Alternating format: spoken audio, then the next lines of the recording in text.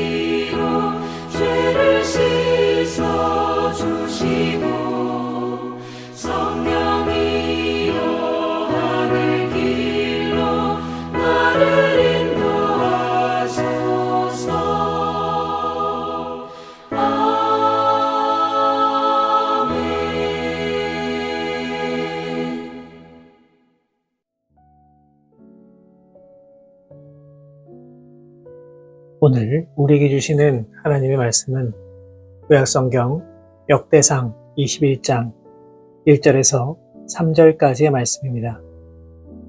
역대상 21장 1절에서 3절까지의 말씀을 제가 받들어 봉독하겠습니다. 사탄이 일어나 이스라엘을 대적하고 다윗을 충동하여 이스라엘을 계수하게 하니라.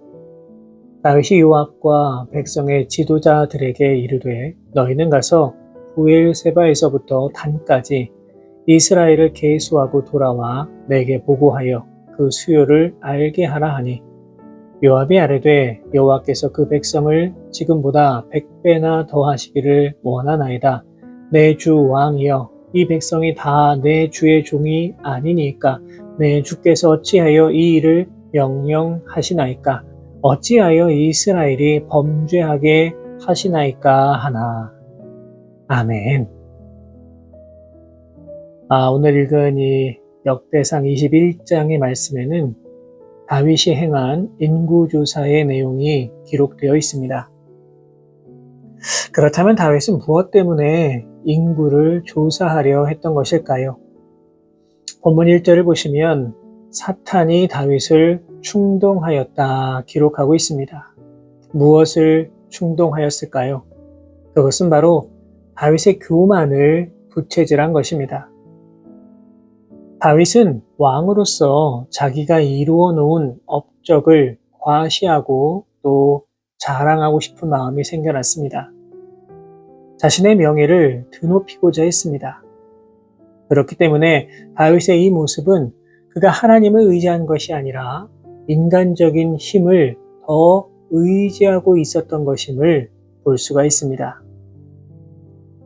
다윗은 왕이 된 이후에 엄청난 정복 전쟁을 통하여서 하나님께서 아브라함에게 약속하신 땅을 대부분 차지하는 영광을 누리게 됐습니다. 다윗이 이러한 놀라운 은혜와 축복을 받아 누릴 수 있었던 이유가 무엇입니까? 그것은 바로 다윗이 어디로 가든지 여호와께서 이기게 하셨기 때문입니다. 한마디로 하나님께서 도와주셨기 때문에 지금의 영광을 누리게 된 것입니다. 그렇기 때문에 오히려 다윗은 이 모든 사실 앞에서 더 겸손히 행했어야 했습니다. 하지만 다윗은 정복전쟁이 모두 마무리되는 이 시점에서 마치 자기가 이 모든 것을 다 이룬 것처럼 교만한 마음이 들어서 인구를 조사함으로 자신을 더욱 높이는 죄를 범하게 된 것입니다. 이처럼 우리는 인간이라고 하는 것은 참 연약하고 부족한 존재임을 기억해야만 합니다.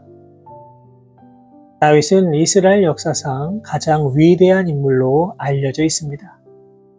하나님께 가장 귀하게 쓰임받은 왕이기도 합니다. 하지만 이러한 다윗도 교만하여짐으로 하나님 앞에 범죄하였음을 보게 됩니다. 이처럼 죄는 늘 우리의 발목을 잡습니다. 심지어 사도 바울은 로마서 3장 10절 말씀을 통해 의인은 없나니 하나도 없다라고 확신에 차서 이야기하기도 했습니다. 그렇기 때문에 모든 인간은 다 죄인으로서 반드시 구원함을 받아야 하는 존재임을 기억해야 합니다. 그렇다면 어떻게 해야 죄사함을 받고 구원받을 수 있습니까? 그 해답은 오직 예수 그리스도에게 있습니다. 우리가 지은 죄의 모든 문제를 해결하시기 위하여서 어린 양으로 이 땅에 오셔서 우리를 대신하여 죽으신 예수님을 통하지 않고서는 우리는 결코 죄의 문제를 해결할 수가 없습니다. 바라기는 우리가 죄인임을 기억하시고 예수님을 통하여 이 모든 죄의 문제를 해결함 받고 또 용서함 받아서 죄로 인해 아파하지 말고 이 땅을 승리하며 살아가실 수 있는 우리 모든 성도 여러분 되시기를 바랍니다. 그렇다면 왜 다윗은 인구조사를 통해서 자신의 명예를 드높이려 했던 것일까요? 이 동서고금을 막론하고 한 나라의 인구의 숫자는 그 이상의 의미를 가지고 있습니다. 현대사회도 마찬가지입니다. 한 나라의 인구는 그 나라의 경쟁력과 아주 밀접한 관계가 있습니다. 특별히 고대 사회에서 인구는 군사력과 매우 밀접한 관계가 있습니다. 싸움에 나갈 수 있는 남자의 숫자는 그 나라의 국력의 척도였습니다. 또 인구가 정확해야 그만큼 세금도 더 많이 거둘 수 있었습니다. 그렇기 때문에 다윗은 인구를 조사함으로 국력을 확보하고 세금도 확보하고자 하는 그런 마음이 있었던 것입니다. 문제는 이러한 다윗의 마음을 누가 준 것입니까? 바로 사탄이 주었다는 겁니다. 그렇다면 왜 사탄은 다윗에게 인구를 조사하도록 그런 마음을 주었던 것일까요? 사울처럼 하나님을 배신하도록 할 수도 있었을 텐데 왜 하필이면 인구조사의 마음이 들도록 충동하였던 것일까요? 우리는 여기에 바로 사탄의 고도의 전략이 있음을 볼 수 있어야 합니다. 사탄은 우리를 시험에 빠뜨리기 위하여서 우리 각자에게 가장 적절한 전략을 구사합니다. 다시 말해서 각자가 처한 상황과 처지에 따라서 그 방법을 달리 한다는 겁니다. 만약 사탄이 처음부터 다윗에게 하나님을 배신하라고 했다면 과연 성공했을까요? 아마도 단번에 실패했거나 다윗은 사탄이 주는 마음임을 알아차렸을 것입니다. 그렇기 때문에 사탄은 그러한 방법이 아니라 다윗이 처해 있는 그 상황에서 가장 유혹하기 쉬운 방법으로 다윗을 유혹했던 것입니다. 다윗은 이미 최고의 강대국을 이루었습니다. 주변 그 어떤 국가도 다윗을 우습게 여길 수 없는 정말 최고의 위치까지 올라갔습니다. 어쩌면 인간이 맛볼 수 있는 최고의 자리까지 나아갔다라고도 볼 수 있습니다. 사탄은 바로 이 점을 이용하여서 다윗으로 하여금 자신이 이룬 권력을 더 깊이 맛보도록 했던 것입니다. 사랑하는 여러분, 이러한 사탄의 전략은 오늘을 살아가는 우리 모두에게도 동일하게 적용되고 있습니다. 우리가 영적으로 민감하게 깨어있지 아니하면 다윗처럼 나도 모르는 사이에 사탄의 전략에 넘어가 엄청난 죄를 저지르게 됩니다. 사탄은 결코 터무니없는 것으로 우리를 유혹하지 않습니다. 가장 그럴듯한 방법을 동원하여서 우리를 유혹합니다. 사탄은 처음부터 우리가 하나님과 멀어지도록 만들지 않습니다. 우리가 가장 연약해져 있는 것들을 먼저 건드림으로 우리를 흔들리게 만들어버립니다. 말씀에 대해 조금이라도 의심의 마음이 있다면 계속해서 그것을 가지고 우리를 유혹합니다. 예배에 형식적으로 의무적으로 임하는 이들에게는 점점 더 예배의 기쁨과 감격을 빼앗아 버립니다. 그렇게 우리가 점점 하나님을 떠나게 만들어버리고 우리는 나도 모르는 사이에 점점 하나님과 멀어지게 되는 것입니다. 바라기는 교활하고 간교한 사탄의 유혹에 넘어가는 것이 아니라 영적으로는 민감하게 깨어 있으셔서 어떠한 사탄의 유혹에도 흔들리지 않는 그 믿음을 가지고 나아가실 수 있는 우리 모든 성도 여러분 되시기를 주님의 이름으로 축복합니다. 그런데 오늘 본문을 보시면 다윗이 인구를 조사하는 것이 분명 잘못된 것임을 정확하게 알았던 사람이 나옵니다. 그 사람이 누구입니까? 바로 요압이라고 하는 인물입니다. 본문 3절을 보시면 요압은 왕에게 어찌하여 이러한 일들을 하여서 이스라엘이 범죄하게 하느냐 이렇게 다윗에게 말하고 있습니다. 본문 3절에 나오는 죄라고 하는 단어는 히브리어로 아쉬마라고 하는 단어로 되어 있습니다. 이는 궁극적으로 하나님의 형벌을 초래할 수밖에 없는 심각한 죄를 가리키는 단어입니다. 다시 말해서 요압은 다윗의 인구조사로 인하여서 한 개인의 죄로 끝나는 것이 아니라 결국에는 이스라엘 온 나라에 악영향을 끼칠 수 있음을 알고 있었던 겁니다. 여러분, 결국 다윗의 이 인구조사로 인하여서 어떤 결과가 있었습니까? 무려 7만 명이나 되는 사람이 죽어야 하는 엄청난 비극이 일어났습니다. 이처럼 한 사람의 잘못은 그냥 한 사람의 죄로 끝나지 않음을 우리는 기억해야만 합니다. 특별히 교회가 바로 이러한 곳입니다. 교회는 신앙 공동체입니다. 예수님과 우리는 불가분의 관계로 이어져 있습니다. 그렇기 때문에 우리들이 잘못을 행하면 우리가 아닌 예수님이 멸시를 당하기도 합니다. 우리의 잘못으로 공동체가 분열되고 깨어지는 일들도 벌어지게 됩니다.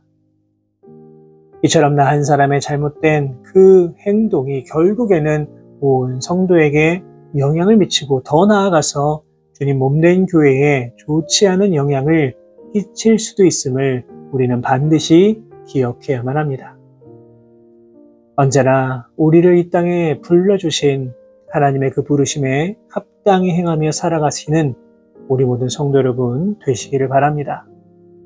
늘 성령의 인도하심에 따라서 성령께서 이끄시는 그대로 순종하며 주님의 몸된 교회를 온전히 세워 나아가실 수 있기를 바랍니다.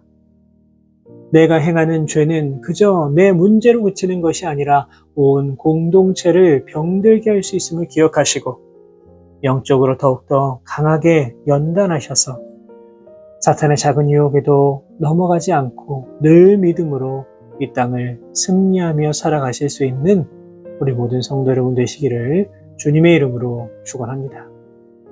기도하겠습니다. 사랑의 하나님 감사합니다. 오늘도 우리에게 귀한 하루 허락하여 주시고 주님 주신 소중한 생명으로 이 땅을 살아갈 수 있도록 인도하여 주신 은혜에 감사를 드립니다. 오늘 하루도 주님 바라보고 의지하면서 주님 주시는 그 힘과 능력을 가지고 이 세상을 넉넉히 이기며 살아갈 수 있는 우리 모두가 되게 하여 주옵소서. 오늘도 우리에게 귀한 은혜의 말씀 더하여 주신 걸 감사를 드립니다. 타락이는 위대한 다윗 왕도 한순간 교만하여져서 주님 앞에 너무나도 큰 죄를 저지르는 그 모습을 기억하게 하셔서 우리 안에 주님보다 나를 더 높이려 하는 교만한 마음 다 제거하여 주시고 언제나 온유 겸손한 마음으로 주님 바라보고 주님 앞에 설 수 있는 우리 모두가 되게 하여 주옵소서. 무엇보다 사탄은 우리의 그 연약해져 있는 부분을 유혹하여서 우리를 넘어지게 만든다는 사실을 기억하여서 영적으로 더욱더 민감하고 또 영적으로 건강하게 살아갈 수 있는 담대한 믿음 허락하여 주옵소서. 다윗 한 사람의 죄로 인하여서 수많은 백성들이 목숨을 잃은 것처럼 나의 죄로 인하여서 나의 공동체가 또 주님의 몸된 교회가 아프고 병들게 될 수 있음을 기억하여서 죄는 어떠한 모양이라도 다 버릴 수 있는 담대한 믿음과 용기도 허락하여 주옵소서. 이 모든 말씀 우리 주님 예수 그리스도의 이름으로 기도하옵나이다. 아멘.